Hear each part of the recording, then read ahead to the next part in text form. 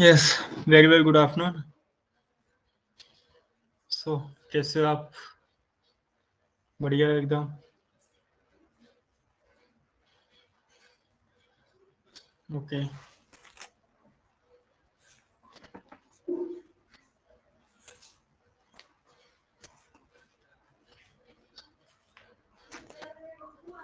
Yes मैं भी ठीक हूँ। ओके, सो स्टार्ट करते हैं आज की क्लास को, है ना। बेसिकली हम पढ़ रहे थे मौद्रिक नीति के उपकरण, और मैंने आपको ये बता दिया था पहले भी कि मौद्रिक नीति जो है वो काफ़ी ज़्यादा इंपॉर्टेंट है। करंट का इस बार मुद्दा है, तो इसलिए इम्पोर्टेंट है क्योंकि करंट अफेयर्स का मुद्दा है।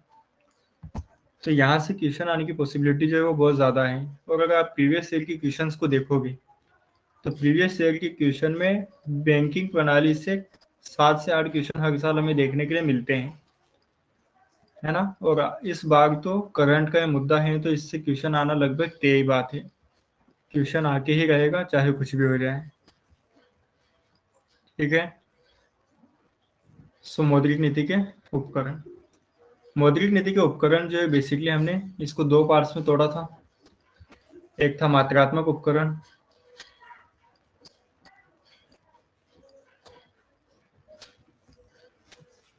मात्रात्मक उपकरण, दूसरा था चयनात्मक उपकरण। चयनात्मक उपकरण, अब मात्रात्मक उपकरणों के भी कई सारे पार्ट्स हैं, या हमने इसको कई सारे भागों में बांटा था, जिसमें एक भाग हमारा बनता है LAF, तरलता समायोजन सुविधा। दूसरा हमारा बनता है VRR। तीसरा हमारा बनता है OMO, ओपन मार्केट ऑपरेशन। अगला हमारा आता है बैंक रेट, और अगला आता है MSF रेट।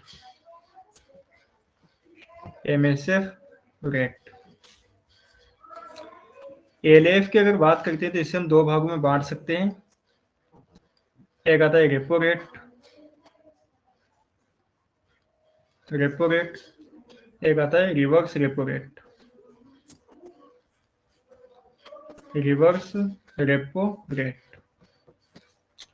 VRR को भी हम दो भागों में बांट सकते हैं।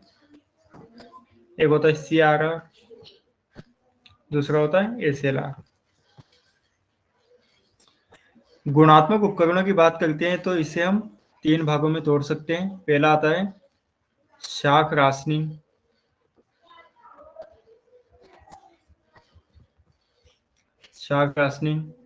दूसरा आता है मार्जिन लिमिट,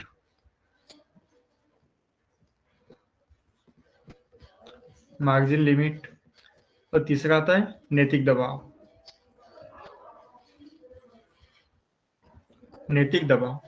ये जो मात्रात्मक उपकरण है, मैंने आपको कहा था इसमें करंट का जो मुद्दा उठ रहा है वो रेपो और रिवर्स रेपो का उठ रहा है। तो रेपो रेट आप अच्छे से याद कर लीजिएगा। रेपो रेट से क्वेश्चन आने की पॉसिबिलिटी जो है वो बहुत ज़्यादा है। इस साल के क्वेश्चन पेपर में हो सकता है आपको एक क्वेश्चन सीधे तौर पे इससे देखने के लिए मिल जाए, ठीक है। तो रेपो रेट हमारा काफ़ी ज़्यादा महत्वपूर्ण है। एक क्वेश्चन इसके आप मान के चलिएगा आने वाले 2026 में, ठीक है, 2026 में छपने वाला है।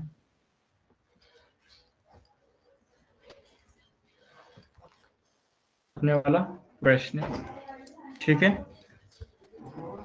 तो यहाँ तक हमने डायग्राम जो है वो कंप्लीट कर लिया था।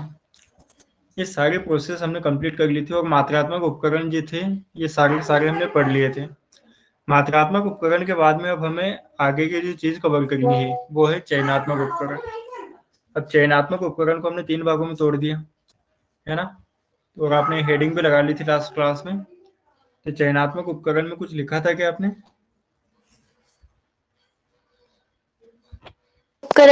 उपकरण का वर्णन करना है सर। हाँ, ने कुछ पेगा लिखा था और निम्नलिखित उपकरण है, कौन कौन से उसके बारे में हमें देखना था, है ना। Yes sir. इसमें चयनात्मक उपकरण का जो पहला आता है वो आता है मार्जिन लिमिट। पहला आता है margin limit control, margin limit control.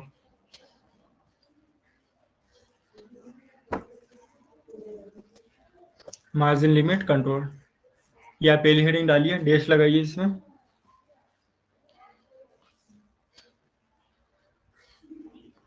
इसमें डैश लगा के आप लिखिए आरबीआई द्वारा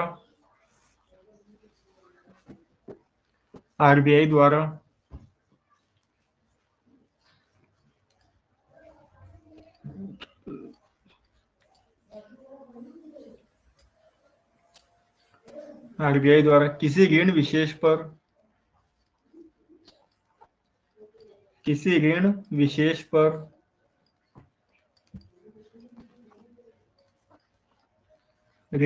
पर मार्जिन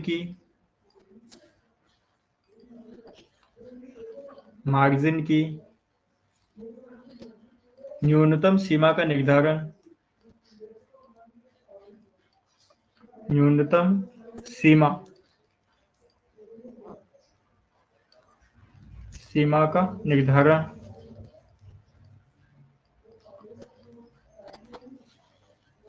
किया जाता है। सीमा का निर्धारण किया जाता है। पूर्ण विराम लगाइए। मार्जिन में परिवर्तन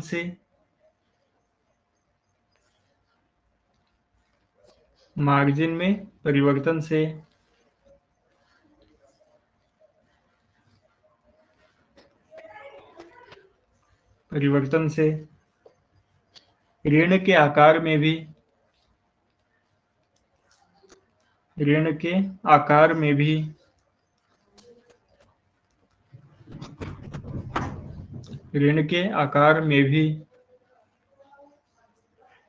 परिवर्तन होने लगता है।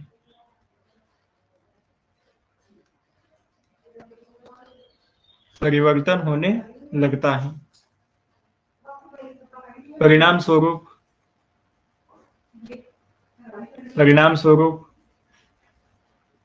उस क्षेत्र विशेष में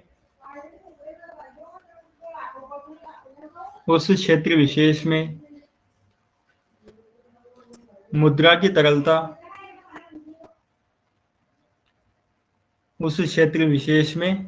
तरलता प्रभावित होती है।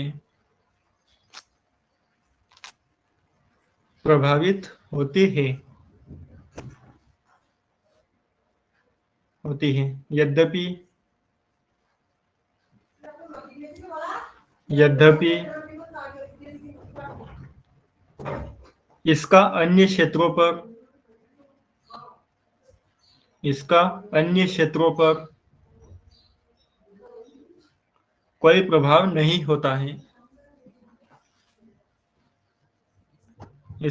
क्षेत्रों पर कोई प्रभाव नहीं होता है।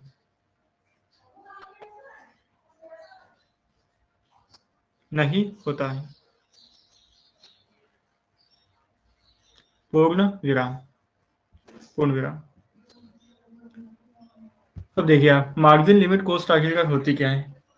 हम मान लेते हैं कि ये एक बैंक है। अब बैंक क्या करता है कि अपने जो कस्टमर होते हैं, जो बड़े बड़े कस्टमर होते हैं, जो कि लोन काफ़ी ज़्यादा मात्रा में लेते हैं, सपोज ये कोई कंपनी है, इस कंपनी को लोन की ज़रूरत पड़ती है, तो ये बैंक उन्हीं कस्टमर्स को लोन देना चाहता है जो कि अपना पेमेंट जो है वो टाइम पे लौटा दें और बैंक को अधिक से अधिक लाभ उससे हो जाए। जहाँ से पेमेंट आने की संभावनाएं भी है वो ज़्यादा हो, उन्हीं को लोन देना चाहेगा। तो ये बैंक क्या करता है कि कंपनी, अगर इसे पता चलता है कि कंपनी काफ़ी ज़्यादा सुरक्षित है, अगर मैं इसे ऋण देता हूँ तो ये ऋण के साथ में ब्याज का भुगतान सहित इस ऋण को सही समय पर मुझे वापस कर देगा और इससे मेरा लाभ हो जाएगा।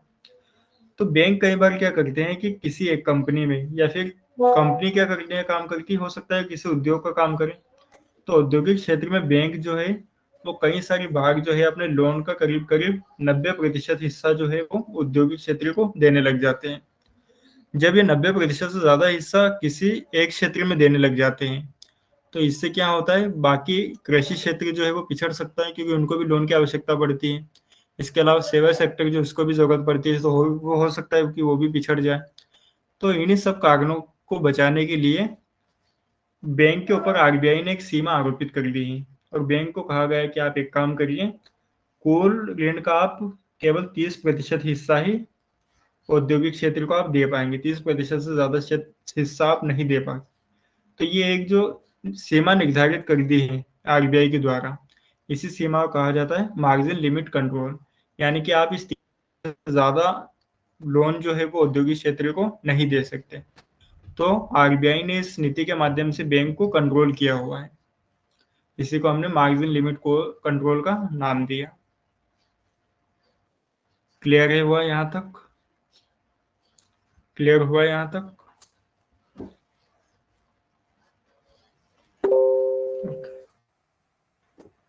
सो दूसरा जो उपकरण आता है चयनात्मक में, दूसरा उपकरण लगाइए। दूसरा उपकरण है साख राशनी।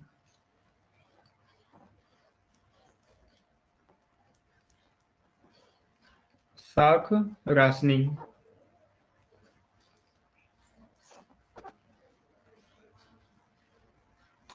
डैश लगाइए इसमें।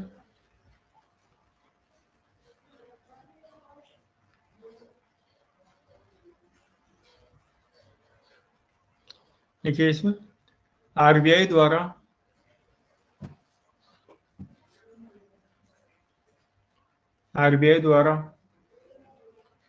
व्यापारिक बैंकों की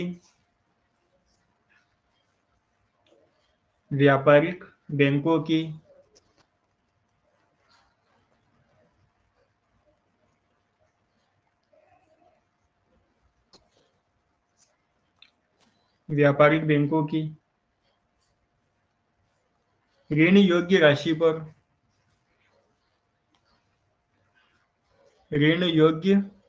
पर ऊपरी सीमा लगा दी जाती है। ऊपरी सीमा लगा दी जाती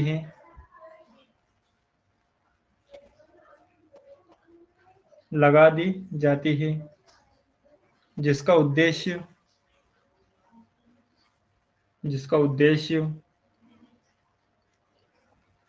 मुद्रा के प्रवाह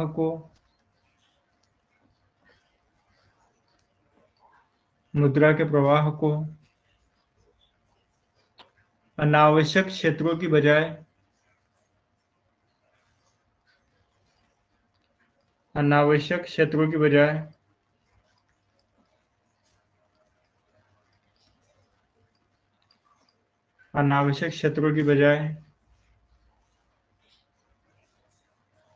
वांछित क्षेत्रों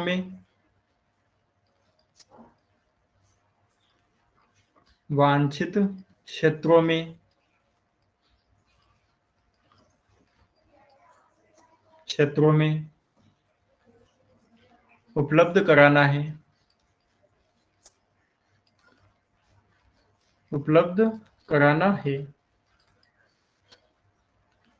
अर्थात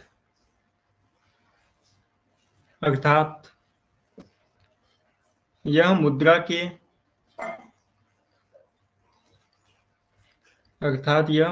के उत्पादन संबंधित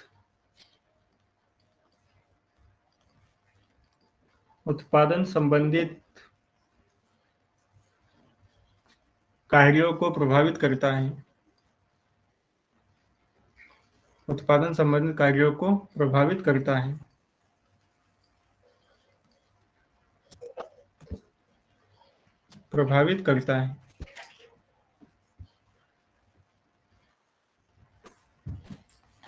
पूर्ण विराम।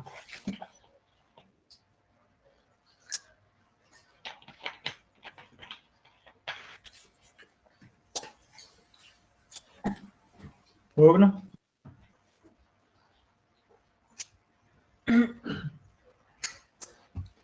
देखिए आप मार्जिन लिमिट कंट्रोल और साख राशनी दोनों को अगर आप देखोगे कुछ आप माइनर डिफरेंस इसमें देख पा रहे होंगे। मार्जिन लिमिट को कंट्रोल में क्या हो रहा था कि किसी क्षेत्र विशेष के लिए एक न्यूनतम राशि का निर्धारण किया जा रहा है।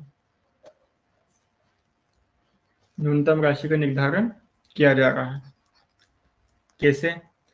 तो बैंक जो है वो ज़्यादा से ज़्यादा लोन जो है वो किसी एक कंपनी को देना चाहता है, लेकिन अगर वो सारा लोन कंपनी को दे देगा तो कृषि क्षेत्र जो है हो सकता है कि वो पिछड़ जाए।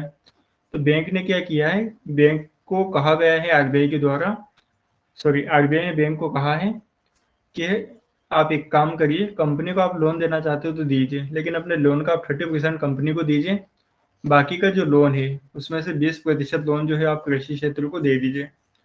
तो कृषि क्षेत्र को 20% लोन देना जो है वो अनिवार्य बना दिया गया, जिससे क्या होगा, कृषि क्षेत्र ज़्यादा से ज़्यादा कृषि क्षेत्रों में उत्पादन की प्रक्रिया बढ़ जाए। तो एक न्यूनतम सीमा एक क्षेत्र के लिए निर्धारित कर दी है। अब अगर हम साख राशनि की बात करते हैं, साख राशनि में क्या होता है कि एक उच्चतम सीमा का निर्धारण किया जाता है। अब उच्चतम सीमा क्या होगी? तो अगेन यही बैंक है, यही कंपनी है। अब बैंक जो है वो कंपनी को लोन देना चाहता है, लेकिन बीच में आ गया आरबीआई।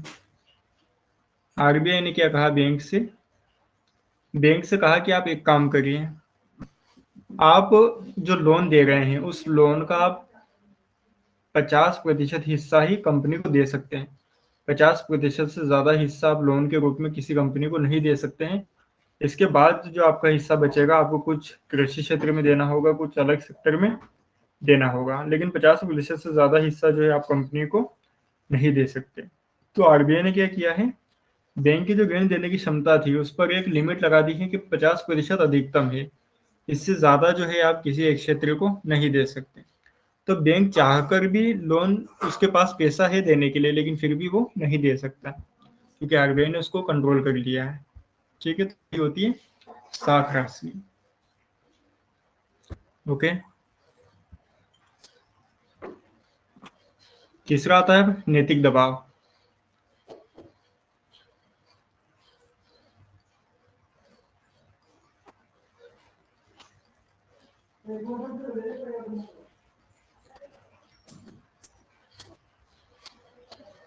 नैतिक दबाव,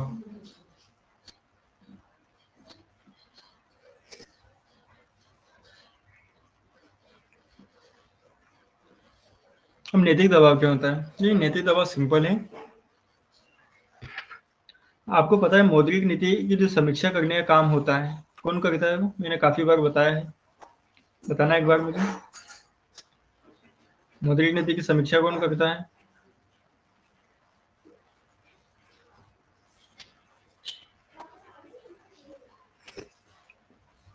जल्दी से मैसेज कीजिए।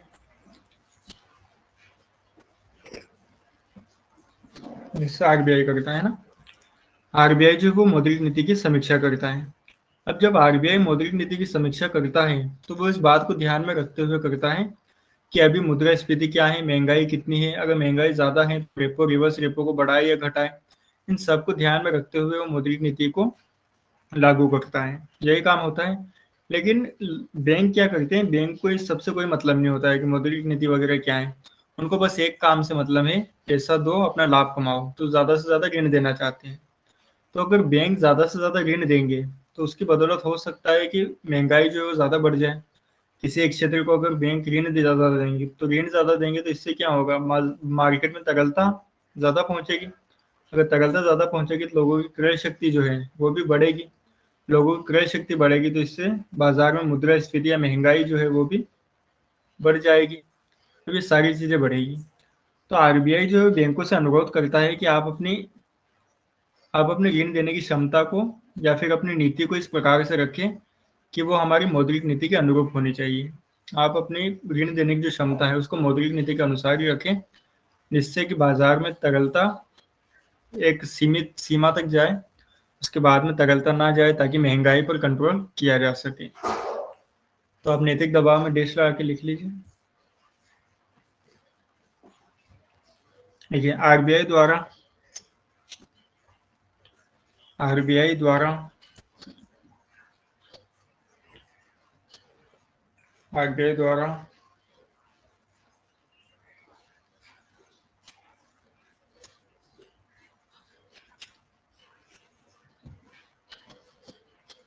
व्यापारिक बैंकों से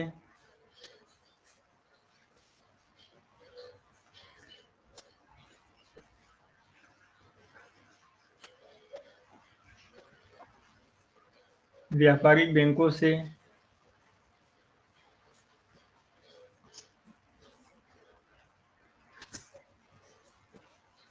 नैतिक आधार पर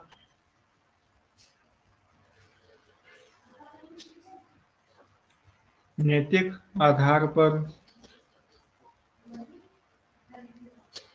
नैतिक आधार पर यह अपील की जाती है यह अपील की जाती है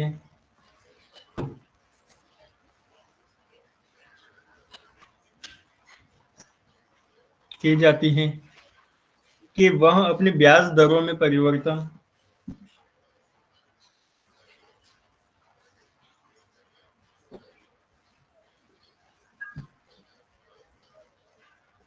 कि वह अपनी परिवर्तन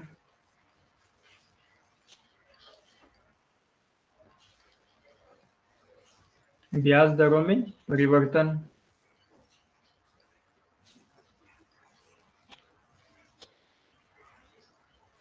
मौद्रिक नीति के अनुसार ही करें ब्याज दरों में परिवर्तन मौद्रिक नीति के अनुसार ही करें से मौद्रिक नीति जिससे मौद्रिक नीति देशों को देशों को पूरा मौद्रिक नीति के सरल हो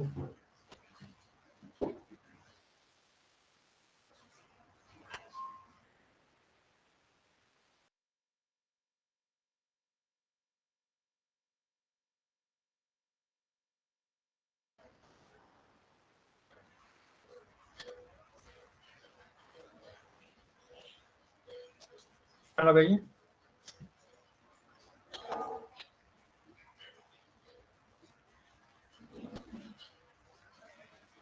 ठीक है। तो ये था आपके नैतिक दबाव। ओके,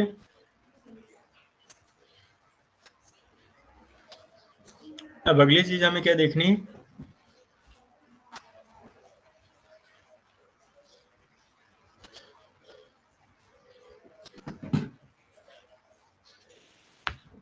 अगली चीज हमें देखनी है कि मौद्रिक नीति जो है वो होती क्या है।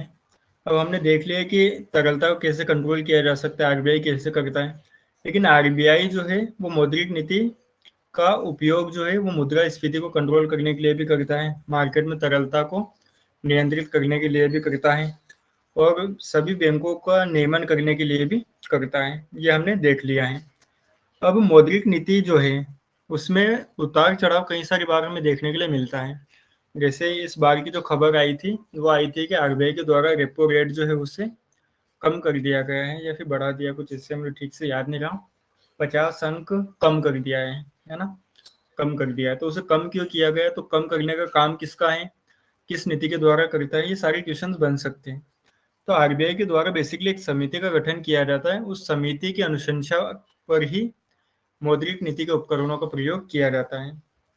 तो वो कौन सी समिति है जो कि आरबीआई के द्वारा निर्मित की जाती है, उस पर हम थोड़ी सी बात कर लेते हैं। ये कलर बेस्ड, ओके।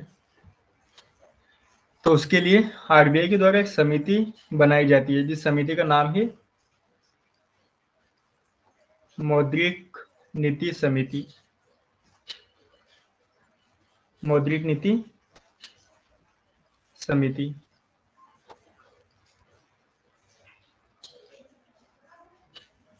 मौद्रिक नीति समिति, है ना। अब ये आप हेडिंग लगाइए और इसके आगे लगाइए 1 2 3 स्टार लगाइए। इसकी क्वेश्चन छपने वाला है, यहाँ से एक क्वेश्चन छपने वाला है, यहाँ से अच्छे से हेडिंग लगाना है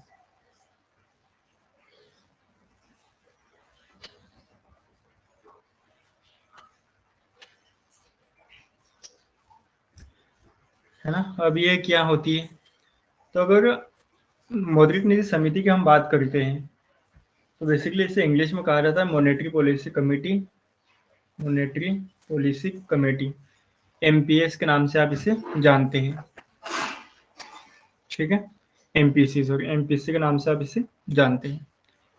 अब होता क्या है, ये समिति जो बेसिकली आरबीआई के द्वारा बनाई जाती है और इस समिति में कुल जो सदस्य होते हैं वो 6 होते हैं। 6 सदस्यों के द्वारा निर्मित होती है ये समिति। 6 सदस्यों में से 3 जो होते हैं वो बेसिकली आरबीआई के द्वारा होते हैं और 3 सरकारी अधिकारी होते हैं, सरकारी अधिकारी होते हैं जो कि केंद्र सरकार के द्वारा यहाँ पे भेजे जाते हैं। अब होता क्या, इसमें एक गवर्नर भी होता है। ये इसकी संरचना की हम थोड़ी सी लेट बात कर लेंगे, ठीक है। और ये जो 3 सदस्य होते हैं ये अर्थशास्त्री होते हैं, यहाँ तक आप क्लियर रखिए। अब ये जो मॉनेटरी पॉलिसी होती है इसके वर्ष में 4 बैठकें होती हैं। कितनी होती है? 4। बेसिकली होनी 6 चाहिए, लेकिन 6 नहीं हो पाए तो 4 बैठक होना तो अनिवार्य है। यानी कि हर 3 महीने में एक बैठक होना अनिवार्य है, चाहे किसी भी परिस्थिति आ जाए। लेकिन 4 महीने के भीतर एक वर्ष में 4 बैठकें हो जाना आवश्यक है इसके अंतर्गत। और ये लोग क्या करते हैं, 6 लोग जो भी यहाँ पे डिसीजन लेते हैं, तो डिसीजन लिया क्यों गया है? अगर इन्होंने कहा है कि रेपो रेट को जो है इस वर्ष बढ़ा देना चाहिए, है ना, ये किसी एक व्यक्ति के द्वारा ऐसी बात कही गई और बाकी के जो 5 मेंबर थे उन्होंने कहा कि रेपो रेट जो है, रेपो रेट को थोड़ा सा घटा दिया जाना चाहिए। तो इन 5 व्यक्ति से ये पूछा जाएगा कि आपने रेपो रेट को घटाने का डिसीजन क्यों लिया, आप ये बताइए। और इस एक व्यक्ति से ये पूछा जाएगा कि आपने रेपो रेट को बढ़ाने की बात क्यों कही। अगर ये व्यक्ति जिसने रेपो रेट को बढ़ाने की बात कही ये कोई तर्क देता है और वो तर्क जो है वो संगत नहीं है या फिर वो तर्क उससे कोई रिलेटेड नहीं है, तो ऐसी स्थिति में एक व्यक्ति को बर्खास्त कर दिया जाएगा। लेकिन अगर इसका तर्क उचित होगा तभी इसे इस कमेटी के अंदर शामिल रखा जाएगा। तो इनके तर्क को जो है 15 दिन के भीतर भीतर वेबसाइट होती है उस वेबसाइट पर लागू कर दिया जाता है, उस दिखा दिया जाता है 14 दिन के अंदर, सॉरी 14 दिन के अंदर इसे दिखा दिया जाता है। इसके अलावा जो भी यहाँ पे निर्णय लिए जाते हैं वो सारे के सारे निर्णय जो है वो बहुमत के आधार पर ही होते हैं। बहुमत कैसा होगा, 3-3 हो जाएंगे। अगर 6 लोग हैं ना, 3-3 हो जाएंगे तो ऐसी स्थिति में जो गवर्नर है, गवर्नर वो निर्णायक वोट डाल सकता है, ठीक है। सो बेसिकली सारे खांचे क्लियर हो गए ऊपर ऊपर का।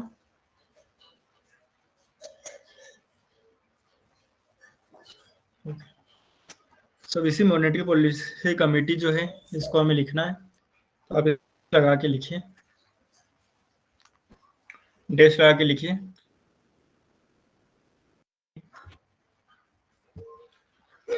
आरबीआई अधिनियम 1934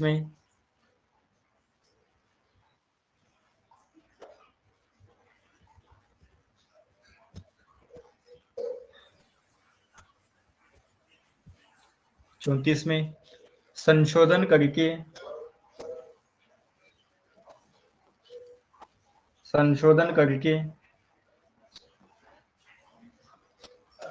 धारा 45 जेड क्लोज बी, धारा 45 जेड क्लोज बी के अंतर्गत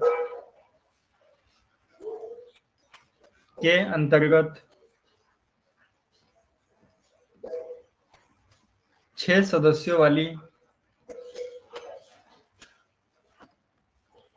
6 सदस्यों वाली मौद्रिक नीति समिति का प्रावधान किया गया। 6 सदस्यों वाली मौद्रिक नीति समिति का प्रावधान किया गया, जिसका गठन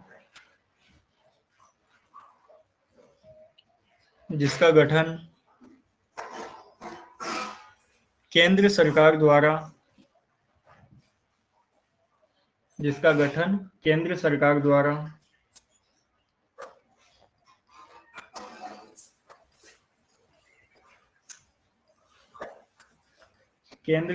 द्वारा किया जाता है। केंद्र सरकार द्वारा किया जाता है।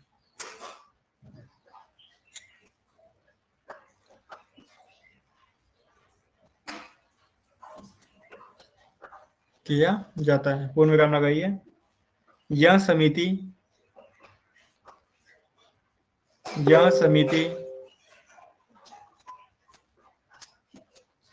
मुद्रास्फीति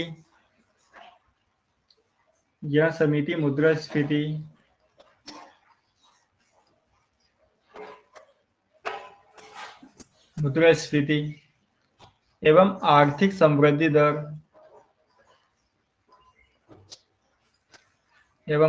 समृद्धि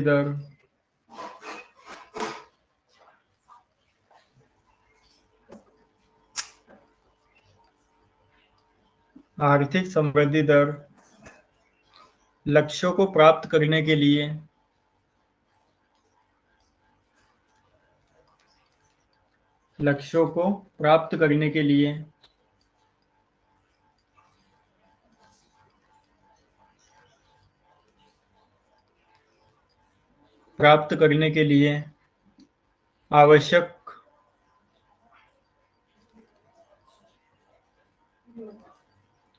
आवश्यक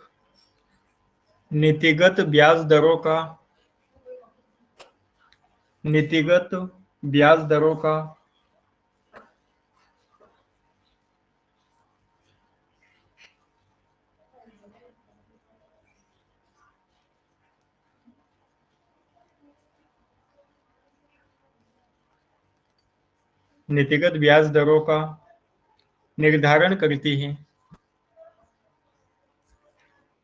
निर्धारण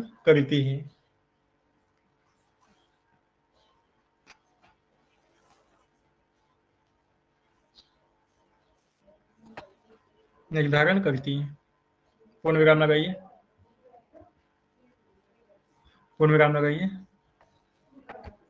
हेडिंग आप चेंज कीजिए। देखिए, मौद्रिक नीति के उद्देश्य या फिर मौद्रिक नीति समिति के उद्देश्य, ऐसे लिखिए, मौद्रिक नीति समिति के उद्देश्य, एमपीसी के उद्देश्य।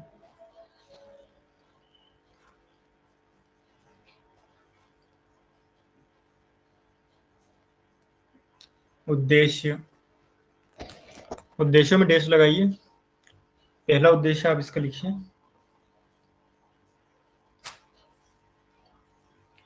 पहला उद्देश्य लिखिए, मौद्रिक नीति की समीक्षा में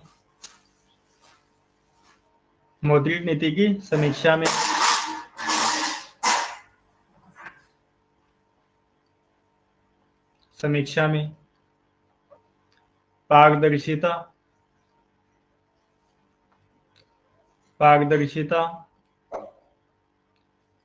एवं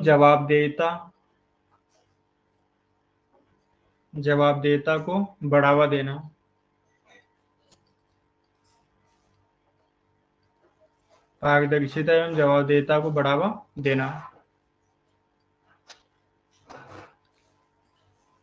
अगला पॉइंट लिखिए। दूसरा उद्देश्य लिखिए,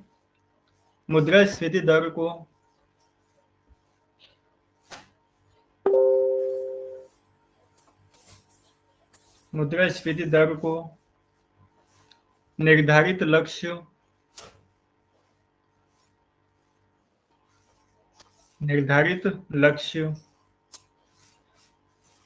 कितना है हमारा, 4 ±2%। निर्धारित लक्ष्य 4 ±2% ब्रैकेट के अंदर लिखना, ब्रैकेट को बंद करना, के अनुरूप बनाए रखना।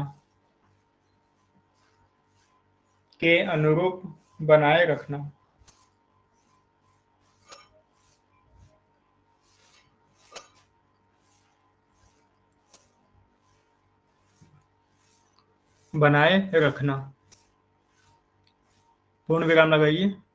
अगला पॉइंट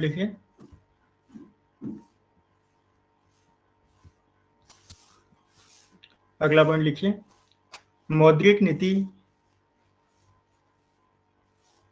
मौद्रिक नीति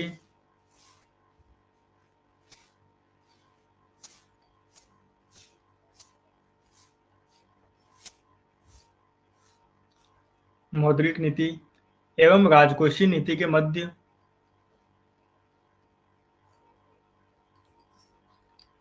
एवं राजकोषीय नीति के मध्य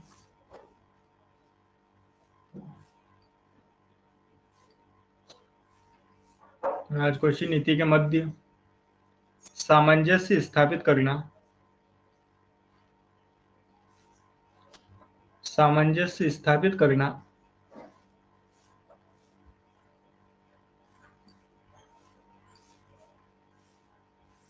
स्थापित करना,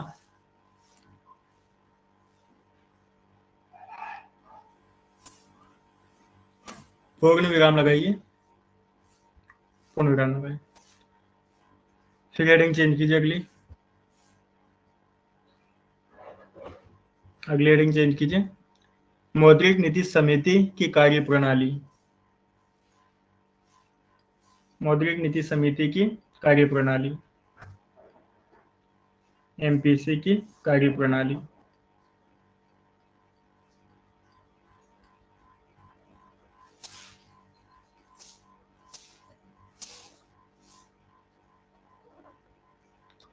कार्यप्रणाली,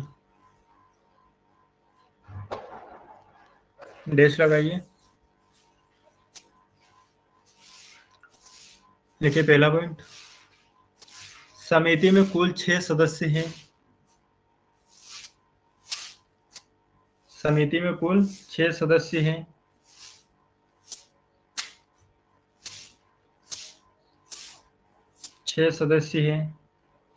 जिनमें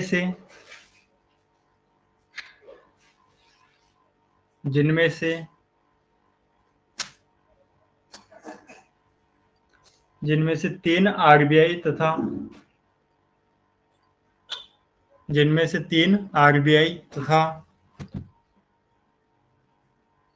तथा 3 सदस्य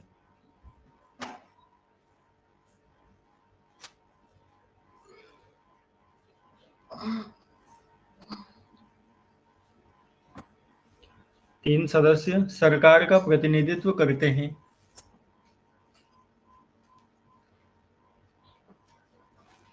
सरकार का प्रतिनिधित्व करते हैं। पूर्णविराम लगाइए, अगला पॉइंट लिखिए,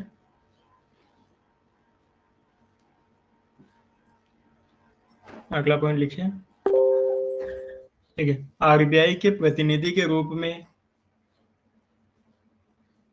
आरबीआई के प्रतिनिधि के रूप में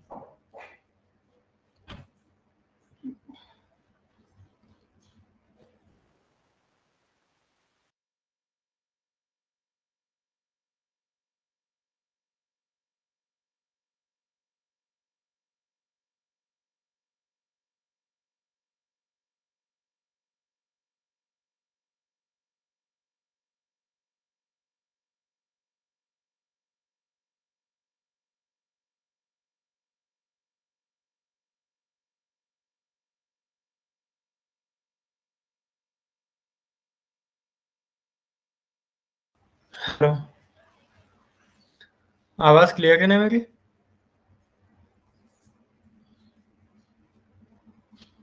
ओके, सो फिर लिखा हमने आरबीआई के प्रतिनिधि के रूप में एक गवर्नर, एक उप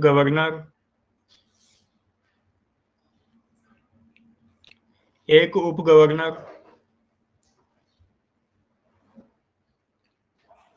एक उप गवर्नर तथा एक केंद्रीय बोर्ड द्वारा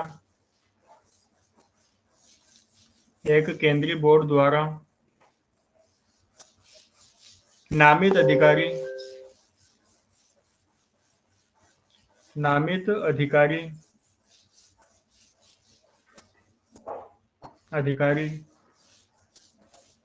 मौद्रिक नीति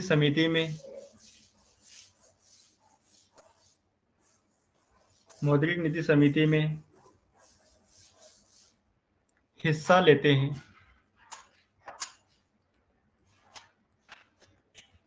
हिस्सा लेते हैं।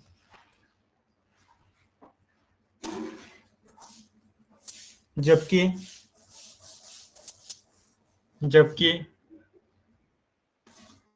सरकार नामित जबकि सरकार द्वारा नामित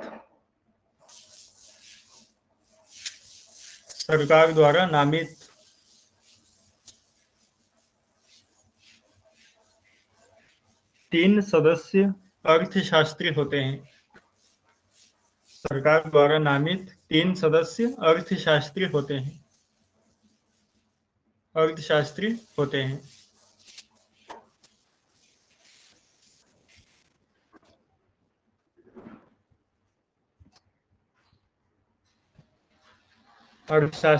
हैं। पूर्ण विराम लगाओ। अगला पॉइंट लिखो।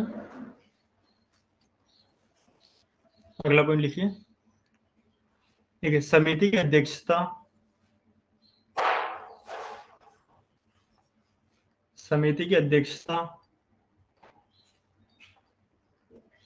गवर्नर के द्वारा की जाती है। गवर्नर के द्वारा की जाती है।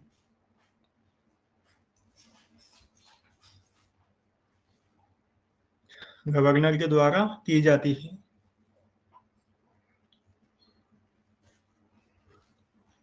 तथा समिति अपना निर्णय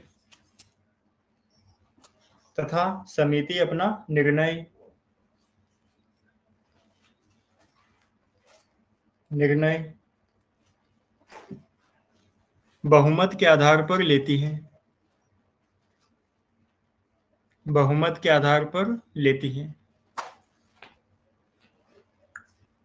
पूर्ण विराम लगाइए। पूर्ण विराम लगाइए। अगला पॉइंट लिखिए। समिति की एक वर्ष में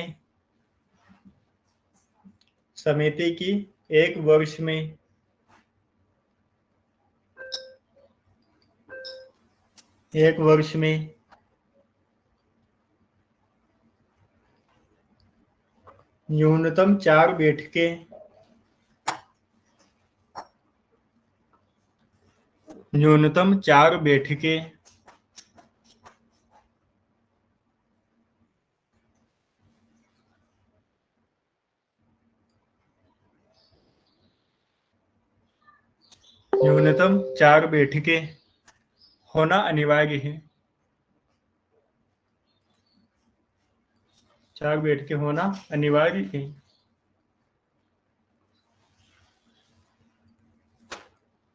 अनिवार्य को अंडरलाइन कर लीजिएगा। एक वर्ष में 4 बैठकें होना अनिवार्य है। तथा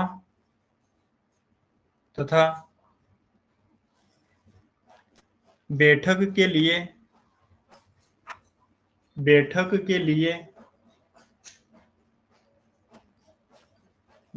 लिए कोरम 4 सदस्यों का है। कोरम जो है वो 4 सदस्यों का, यानी कि 4 सदस्य होंगे तभी जो है वो समिति की कार्यवाही शुरू हो सकेगी। 4 सदस्यों का है। पूर्ण विराम लगाइए। अगला पॉइंट लिखिए।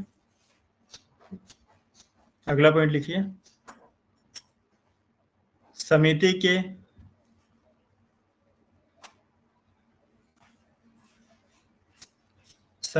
के प्रत्येक सदस्य का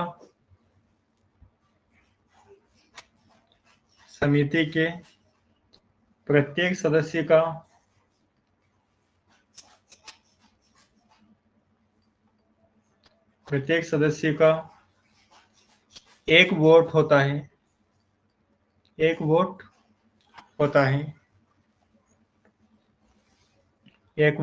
होता है। तथा वोटों के समान रहने की स्थिति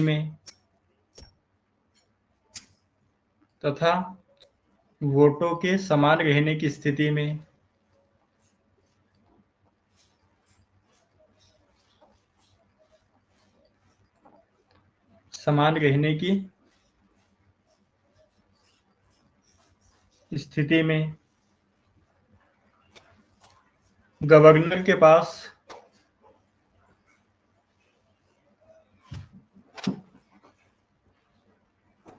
गवर्नर के पास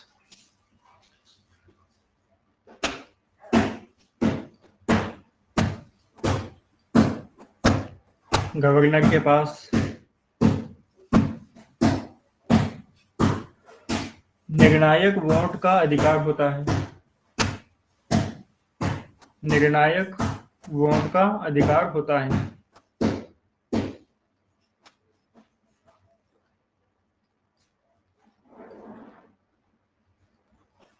निर्णायक वोट का अधिकार होता है। पूर्ण विराम लगाइए। अगला पॉइंट लिखिए। समिति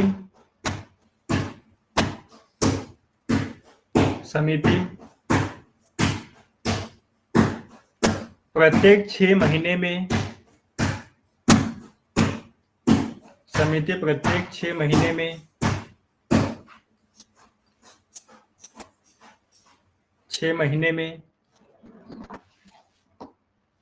एक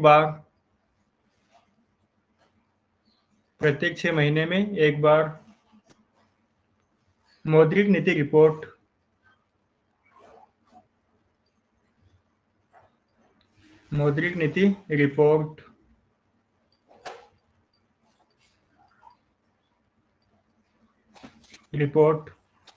नामक दस्तावेज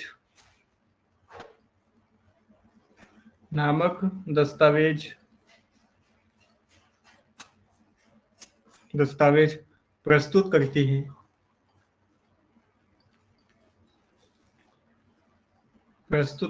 है जिसमें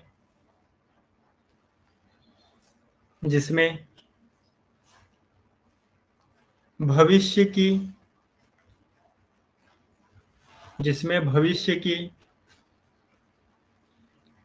मुद्रास्फीति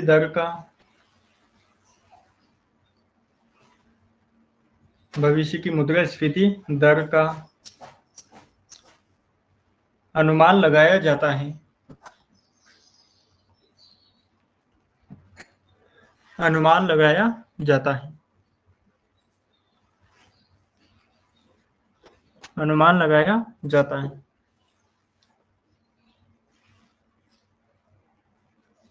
पूर्ण विराम लगाइए। सब आपको करना क्या है, आपको पता है हर 6 महीने में जो है मौद्रिक नीति रिपोर्ट आती है। तो एक बार जब भी मौद्रिक नीति रिपोर्ट आएगी तो मौद्रिक नीति रिपोर्ट को आपको एक बार अच्छे से देख लेना है। ठीक है, एक बार अच्छे से आप मौद्रिक नीति रिपोर्ट को जो है वो अच्छे से पढ़ लीजिएगा, ताकि उससे रिलेटेड बैंकिंग के बहुत सारे चीज़ें उसमें आपको मिल जाएगी। और क्वेश्चन जो है इसी रिपोर्ट से आता है। कई सारी बार हमसे पूछा जाता है कौन कौन से हम डॉक्यूमेंट्स पढ़े, कौन कौन सी चीज़ें हम पढ़े, एग्जाम के लिए कौन कौन सी बुक्स पढ़े। तो बुक से अच्छा है कि आप ये जो रिपोर्ट आती है इस रिपोर्ट को पढ़ा कीजिए, या फिर जो इकोनॉमिक सर्वे आता है उस सर्वे को आप पढ़ा कीजिए, या फिर बजट जो आएगा उसको आप देख लीजिए। ये चीज़ें होती है ऑथेंटिक चीज़ें, क्योंकि सरकार के द्वारा ये खुद जारी की जाती है। इस वजह से आप इन चीज़ों को ज़्यादा पढ़िए। बाकी पढ़ने के लिए तो बहुत कुछ है, लेकिन इतना हमें आवश्यकता नहीं है। ठीक है, सो आई होप क्लास अच्छी लगी होगी आपको। बाकी जितने भी डायमेंशन बन सकते थे मौद्रिक नीति समिति को लेकर हमने सारी चीज़ें जो वो कवर कर ली हैं। आगे हम बात करेंगे बेस रेट वगैरह, इन सबको देखेंगे हम अगली क्लास में। ओके, तब तक के लिए थैंक यू।